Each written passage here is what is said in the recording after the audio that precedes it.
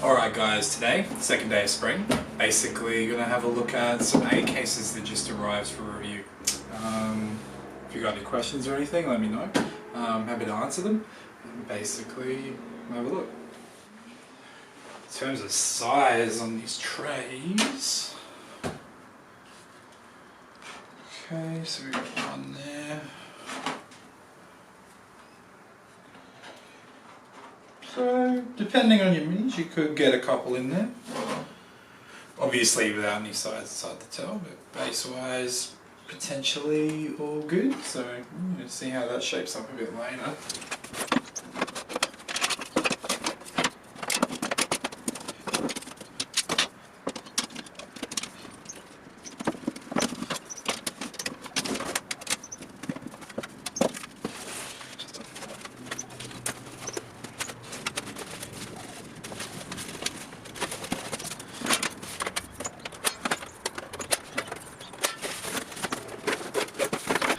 Alright, also in regards to the actual shells, I'm feeling the red's a little bit heavier, so we've got a scale.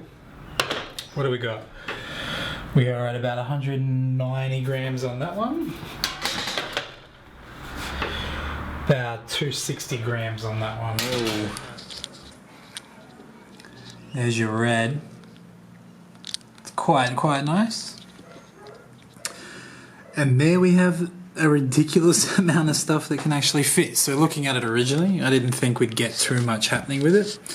I was a little bit unsure about it. So things like your dynamic pose infinity figures, and also my main issue and the reason I bought these was how the heck do I transfer and travel with fragile small infantry as well as giant ridiculous whatever gargantuan models.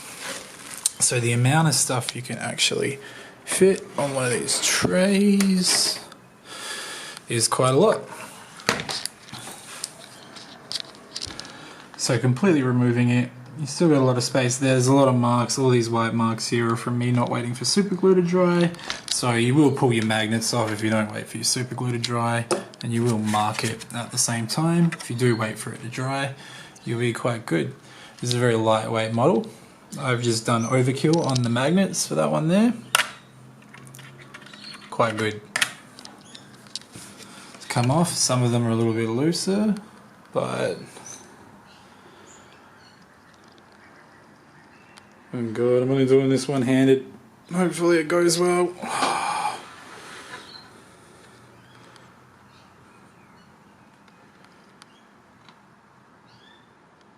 Jeez.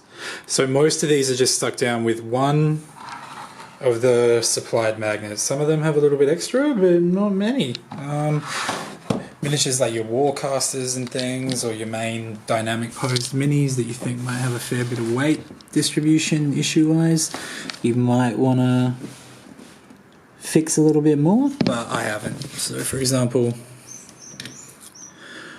fractor here, only one, pop it down, no problems. Overall, it does what it's meant to do. You can make it a little bit more stable provided you use more magnets, larger radius magnets. Like, the more you use, the more stable it will become. There you go. You don't wait for your super glue to dry, you're gonna get a fair few marks on that one there. So just wait for your super glue to dry. I just wanted to knock this one out quick for y'all so you can see what the dealie is. Anything weird like your ridiculous infinity pose minis that barely stand up, especially now that I put a magnet at the front, so I'm gonna have to stick another magnet at the back or pull that front one off. Anyway,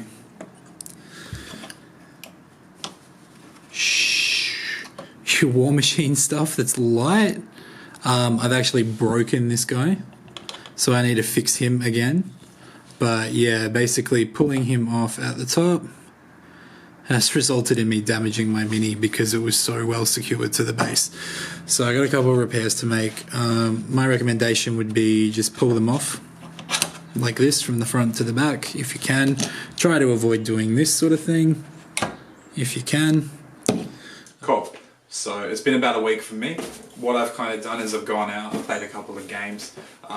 These guys from A-Case shipped them out to me super quick. They chucked me free shipping and so I was going to do a YouTube video, but I got no monetary investment. I don't really have any interest in skewing results, but I think I'm going to make this my main minis case. The cost was pretty high. It came to about $340 after US conversion, even with free shipping. But when I look at the amount of stuff it's actually going to hold compared to the other more traditional cases I've got, you know, your foam and stuff, it's actually going to hold a lot more. This amount of stuff, this is standard KR size case, 1, 2, 3, 4, 5, 6, you know, get about 18, 20 so minis.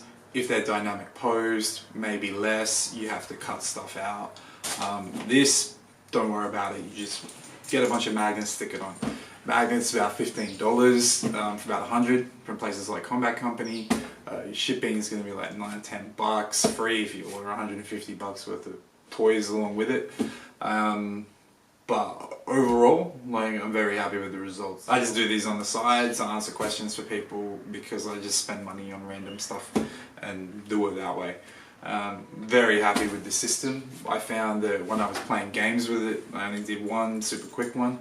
It was super convenient, like way more convenient, quicker to pack up, set up than the foam. I think that's the main reason I'm probably looking at it to be my main transport, as well as the fact that the actual footprint of the case, as well as the fact you can kind of treat it roughly and lean on it, like I'm leaning on it this whole time. The fact that you can keep everything really organized when you pull stuff out with your cases and everything, with your minis all magnetized up in rows, you know where everything is, quick easy access. As long as your magnets are on enough, like I went through, did a couple of weights, scrapped most of it, but the more magnets you stick on, the better it is. The more you're going to spend on magnets, the better it is. Same goes if you buy a $30 case from Bunnings or you use a biscuit tin or whatever anyone else does. I do recommend something from a company because they're invested in it, all the rest of it, but with foam and that, it's great. I'm looking forward to seeing what Knights of Dice do with laser touch, things like that at the moment, but when it comes down to what's available at the moment to carry big stuff, little stuff, all the rest of it, this is the best I've found so far.